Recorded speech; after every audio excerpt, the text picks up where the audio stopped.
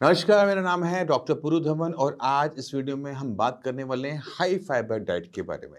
क्योंकि आजकल यूट्यूब पे बहुत सारी ऐसी वीडियो आ रही हैं जो कि आपकी गट हेल्थ के बारे में बता रही हैं कि गट के लिए ये अच्छा है, रो खाना खाओ, हाई फाइबर डाइट खाओ। तो ये किडनी फेलियर पेशेंट को अप्लाई करना चाहिए, नहीं करना चाहिए, उनके लिए कितना बेनिफिशियल है, क्या वजह से नुकसान हो सकता है, इन सब चीज़ों को हम डिस्कस करने वाले हैं इस वीडियो में। तो आप तैयार हैं? चलिए शुरू करते हैं। तो हाई फाइबर डाइट किसी भी इंसान के लिए अच्छी है, ठीक है? मगर किडनी फेलियर पेशेंट की बॉडी एक नॉर्मल बॉडी तो है ही नहीं। अब उसकी बॉडी में कुछ ऐसी चीज़ें हो रही हैं जिसका हमें ध्यान रखते हुए खाने-पीने को रखना पड़ता है। किडनी फेलियर का पेशेंट बहुत ज़्यादा हाई प्रोटीन डाइट नहीं खा सकता, चिकन नहीं खा सकता, फिश नहीं खा सकता, मटन उसे नहीं खाना चाहिए। क्यों? क्योंकि जितना वो प्रोटीन खाएगा उतना ज़्यादा केटोनिन बनेगा। अब अगर हम हाई फाइबर डाइट के बारे में बात करें, तो हमें हाई फाइबर डाइट मिलता कहाँ से है? तो सबसे पहले आते हैं आपके फ्रूट्स, वेजिटेबल्स या फिर आपके चिया सीड्स हो गए या आपके ड्राई फ्रूट्स हो गए। फाइबर अलाउड है, मना नहीं है, बट जो आइटम हम खा रहे हैं उसमें फाइबर के अलावा भी बहुत कुछ होगा। हमें फाइबर के साथ-साथ उसमें और क्या चीज़ें हैं उसका ध्यान रखते हुए खाना पड़ता है। क्योंकि हमारे जो फाइबर होते हैं वो 2 टाइप के हैं, सॉल्युबल भी है, इनसॉल्युबल भी है। मान लो कि अगर किसी ने कहा कि आपको फाइबर के लिए एवोकाडो खाना है, एवोकाडो में सॉल्युबल फाइबर है, मगर एवोकाडो के अंदर पोटेशियम की मात्रा भी ज़्यादा है, वो आपके लिए नुकसानदेही हो सकता है। इसी तरह से बनाना, केला, अब केला हर कोई खाता है, हर दूसरा इंसान खाता ही है केला। जो बनाना है, बनाना के अंदर सॉल्युबल फाइबर है, बट उसके अंदर पोटेशियम की मात्रा भी ज़्यादा है, तो हम फाइबर के लिए बनाना खा सकते हैं, बट पोटेशियम के लिए बिल्कुल नहीं खाएँगे। तो ये छोटी-छोटी चीज़ें होती हैं जिसका हमें ध्यान रखना होता है। तो शुरुआत करते हैं समझने से कि क्या खाना है और कैसे खाना है। तो फाइबर डाइट के लिए आपको अलग से किसी चीज़ को प्लान करने की ज़रूरत नहीं होती। आपकी किचन में जितनी भी सब्जियाँ पड़ी हुई हैं ना, वो सारी हाई फाइबर है। याद रखना, ठीक है? तो अगर आप अपनी डाइट के अंदर वेजिटेबल्स की मात्रा को बढ़ा लेते हो, तो आपकी जो डाइट है वो हाई फाइबर हो जाती है ऑटोमेटिक तरीके से। जैसे अगर आप रोज़ प्लेन रोटी खाते हो, उसमें फाइबर की मात्रा कम होगी। बट अगर उसके अंदर मैं गोभी को कद्दूकस करके डाल दूँ या फिर मैं थोड़ी-सी गाजर कद्दूकस करके डाल दूँ, तो वही रोटी हाई फाइबरस हो गई। तो ये जो हाई फाइबरस रोटी है, इसका सेवन आप दिन में जितनी मर्ज़ी बार करो, कोई नुकसान नहीं है। जो आपकी प्लेन रोटी का टेस्ट था, वो भी बदल जाएगा। वो और हेल्दी हो गई और न्यूट्रिशियस हो गई, आपका गट हेल्थ अच्छी रहेगी। तो ये छोटा-सा बदलाव आपकी बॉडी के अंदर ज़्यादा मात्रा में फाइबर लेके जाता है, साथ में विटामिन, मिनरल्स पूरे के पूरे बॉडी में जाते हैं और बॉडी में किसी टाइप की डेफिशिएंसी भी नहीं होती। दूसरी चीज़ आपने क्या करना है, खाने को ना बदलते रहना है। अक्सर हम कहते हैं कि मिक्स वेजिटेबल पे हम थोड़ा-सा जोर देते हैं कि उसके अंदर ड्रम स्टिक्स भी आ रही हैं, पेठा भी आ रहा है, बैंगन भी आ रहा है, करेला भी आ रहा है, जो घर में सब्ज़ी पड़ी है सब उसमें डाल रहे हैं। ऐसे से 2 सब्ज़ी बनती है, एक सूखी और गीली, सोच के बताओ? सूखी में तो आपको फट से आइडिया आ गया, मिक्स वेजिटेबल। हम एक और चीज़ ऐसी खाते हैं जो टेस्टी बहुत लगती है और मिक्स वेजिटेबल डलती है और वो है सांभर। ये जो सांभर है ना, ये अगर आप हफ्ते में 2 बार, 3 बार डेली खाना चाहते हो, डेली खाओ, मना कुछ नहीं है। इसका आप सेवन कर सकते हो। आपने बस ध्यान का रखना है कि इसमें खटास के लिए ना इमली डाली जाती है। उस इमली को निकाल के वहाँ पे अनारदाना होता है ना, उसका सेवन में डालना शुरू कर दो। तो जो नेगेटिव इम्पैक्ट होता है इमली का सांभर के अंदर, वो भी कैंसलेशन हो जाता है। इससे आपके अंदर क्या गया, हाई फाइबर खाना गया, आपके जो न्यूट्रिशन है वो भी अच्छा चला गया, आपको टेस्ट मिल गया, आपकी बॉडी में फूड अच्छी मात्रा में चला गया। जब हम सांभर के बारे में बात करते हैं ना, सोच के देखो अब पेशेंट का दूसरा क्वेश्चन क्या होता है, डॉक्टर साहब नारियल की चटनी खा लूँ या फिर टमाटर की चटनी खा लूँ?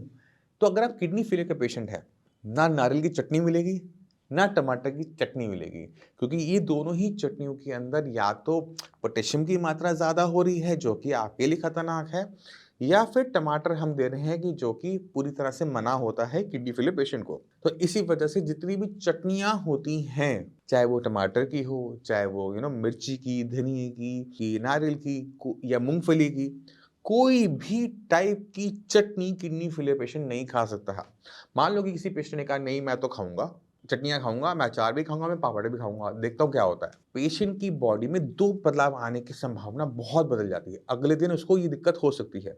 या तो पेशेंट का बीपी का लेवल बहुत बढ़ जाएगा या फिर पेशेंट की बॉडी में बहुत ज़्यादा स्वेलिंग आ जाएगी, पानी भरना शुरू हो जाएगा। तो अगर आपकी बॉडी में नमक की मात्रा ज़्यादा है, तो बॉडी में 2 चीज़ें होती हैं, बीपी बढ़ता है या फिर स्वेलिंग आती है। और जब बॉडी में स्वेलिंग आ रही है, पानी भर रहा है, तो आपके लंग्स में भी भरने की संभावना होती है। सांस लेने में दिक्कत हो सकती है, हॉस्पिटल जाना पड़ सकता है। तो इसी वजह से आपको अपने खाने में नमक की मात्रा को कम रखने के लिए चटनियाँ, अचार, पापड़ से पूरी तरह बचना होता है, बिल्कुल टच नहीं करना होता है, क्योंकि इसको देने के बाद कॉम्प्लिकेशंस आ जाती हैं। अब हम दोबारा से आते हैं अपने टॉपिक पे वापस। तो हमने सब्जियों के बारे में बात कर ली। अब हम चलते हैं फ्रूट्स के ऊपर। बट हमें जो सिलेक्शन ऑफ फ्रूट्स करनी होती है, वो करनी होती है कि कौन-सा किडनी के लिए फ्रेंडली है। तो जितने भी फ्रूट्स कच्चे में खट्टे हैं, पकने पे मीठे हो जाते हैं, वो बनाएँ। जैसे आम, कच्चे में तो खट्टा, पकने पे मीठा, नहीं खाना, है ना? इसी तरह से संतरा है, मौसम्मी है, कीनू है, ये सारे के सारे खट्टे फल मना है, अंगूर भी मना है। अब कुछ फ्रूट ऐसे होते हैं जो कच्चे में ना, जब कच्चा खाओगे तो कसेला होता है, फीका-सा होता है, पकने पे मीठा हो जाता है। सोच देखो कौन-कौन से होते हैं? खरबूजा खाया है कभी कच्चा-कच्चा? कसेला-सा होता है ना, फीका-सा। खरबूजा हो गया या एप्पल हो गया या फिर अमरूद हो गया। ये कुछ फ्रूट ऐसे हैं जिनको आप सेवन कर सकते हैं। आप जब भी फ्रूट्स खाओ तो कोशिश करो कि उसकी मात्रा एक्सेस मत करो। अगर कोई पेशेंट मान लो रोटी छोड़ देता है, चावल छोड़ देता है, सोचता है मैं सिर्फ फ्रूट्स खाऊँगा, मैं ठीक हो जाऊँगा, वो पेशेंट 100% बीमार पड़ेगा। बॉडी में इतनी वीकनेस आएगी कि पेशेंट की बॉडी लिफ्ट भी नहीं होगी, चल भी नहीं पाएगा। तो फ्रूट्स की जो मात्रा है वो एक कटोरी, एक बाउल है। तो इसको अगर आप मेंटेन कर लेते हो तो फाइबर भी गया, विटामिन भी गए, मिनरल्स भी गए और आपकी बॉडी बढ़िया चलेगी। इसके बाद आते हैं हम अपने अनाज के ऊपर। अब हम गेहूँ खाते हैं मैक्सिमम या चावल खाते हैं और आजकल डिफरेंट डिफरेंट टाइप के हमारे मार्केट में नए-नए टाइप के महँगे-महँगे अनाज आ रहे हैं, जिनको बहुत अच्छी तरीके से प्रमोट किया जा रहा है, देख रहा हूँ सब कुछ। ये जो अनाज है, इसको आप खाया जा सकता है, बट रोज़-रोज़ नहीं। क्यों? क्योंकि आपकी बॉडी में कैलोरीज़ कहाँ से जाएगी? अगर आपने बहुत ज़्यादा हाई फाइबर खाना खाया, मान लो चना डाल के खा रहे हो, सोयाबीन डाल के खा रहे हो, गेहूँ नहीं खा रहे, तो आपका वज़न गिरेगा। एक मोटा इंसान मेरे जैसा वज़न गिराए, ठीक है, समझ में आता है। मेरे पास एक्स्ट्रा है, मैं दे सकता हूँ। बट किडनी फेलियर का पेशेंट अगर वेट लूज़ कर रहा है, तो वो उसकी सबसे बड़ी गलतियों में से एक साबित होता है। अभी नहीं होता, कुछ टाइम बाद होता है। क्यों होता है? उसको समझने की कोशिश करेंगे। अगर आपका जो बॉडी में वेट है, वो आपका बॉडी वेट कहाँ से बन रहा है? आपकी मसल से, आपकी बॉडी में फैट से, हड्डियों से। अगर आपकी बॉडी वेट लूज़ करना स्टार्ट करती है, तो आपकी बॉडी में वीकनेस आएगी और ये वीकनेस आपको और बीमार करेगी। दूसरी चीज़, अब किसी भी किडनी फेलियर पेशेंट को कोई नहीं जानता कि कब डायलिसिस की ज़रूरत पड़ जाए। हो सकता है उसे बहुत तेज़ बुखार आ जाए, 103, 104, 105, 104 का, और पेशेंट को एकदम हॉस्पिटल जाना पड़ जाए। डॉक्टर कहेगा ओके सर, इनका तो क्रिएटिनिन बहुत बढ़ गया, इनका डायलिसिस करवाओ। पेशेंट में तो दम ही नहीं है। पेशेंट को लगता है कि पेशेंट का डायलिसिस कर दिया, ये तो खत्म हो जाएगा। तो ऐसी स्थिति में कभी भी नहीं पहुँचना जहाँ पर आपका वज़न बहुत कम हो, शरीर में बहुत ज़्यादा कमज़ोरी हो। ऐसे पेशेंट का डायलिसिस किसी इमरजेंसी कंडीशन के अंदर भी नहीं हो सकता। अब पेशेंट बच ही नहीं पाएगा, पेशेंट की तो डेथ हो जाएगी। बट हम इमरजेंसी के लिए अगर बॉडी रेडी नहीं है, तो वो तो इमरजेंसी खत्म हो गई ना, हम बच ही नहीं सकते। तो आपने क्या करना होता है, अपनी बॉडी को जितना हो सके हेल्दी रखना होता है। आपने अपनी डाइट को रिच, बैलेंस रखना होता है। कुछ चीज़ों का जो परहेज़ है, जो हम बताते हैं, उसके पीछे कारण है। किसी चीज़ को अगर मैं चाय-कॉफ़ी मना कर रहा हूँ, तो ऐसे नहीं मैं शौक से मना कर रहा हूँ, मजबूरी है, मेरी मजबूरी है। मुझे अगर पेशेंट को ठीक से चलाना है, तो वो मेरी मजबूरियों में से काउंट आप कर लो, अपनी मत करो, मेरी मजबूरी काउंट कर लो। नॉन-वेज बंद कर रहे हो, तो वो मेरी मजबूरी है कि मुझे आपका क्रिएटिनिन डाउन करना है, क्रिएटिनिन आपका पहले से बेटर करना है, या फिर आपकी जो किडनी है उसकी फंक्शनिंग बढ़ानी है, तो मेरी मजबूरी है कि मुझे वो बंद करना पड़ेगा और आपको मेरे साथ चलने के लिए वो साथ देना पड़ेगा। तो वो जो छोटे-छोटे परहेज़ हैं उसको अंडरस्टैंड करो, आपके माइंड में डाउट है उन्हें क्लियर करो, बट गलतियाँ मत करो। जानकर गलतियाँ मत करो। अनजाने में की हुई गलती माफ़, जान के की हुई गलती कभी भी माफ़ नहीं होती। तो ये गलतियाँ आप सभी ने नहीं करनी। मैं उम्मीद करता हूँ इस वीडियो में किडनी फेलियर पेशेंट के माइंड में आजकल आने वाले एक और सवाल का हमने जवाब दिया है कि वो फाइबर में क्या खाए, क्या नहीं खाए। फिर भी आपके माइंड में डाउट रह जाए ना, एक लिस्ट बना लेना, कौन-कौन सी आइटम आप खाना चाहते हो। और जब भी मेरे पास आओगे मैं फट से बता दूँगा कि ये खाना है, ये नहीं खाना है, क्यों खाना है, क्यों नहीं खाना है। हम वो अगले 10 मिनट में जब आप बैठोगे मेरे साथ, मैं क्लियर कर दूँगा।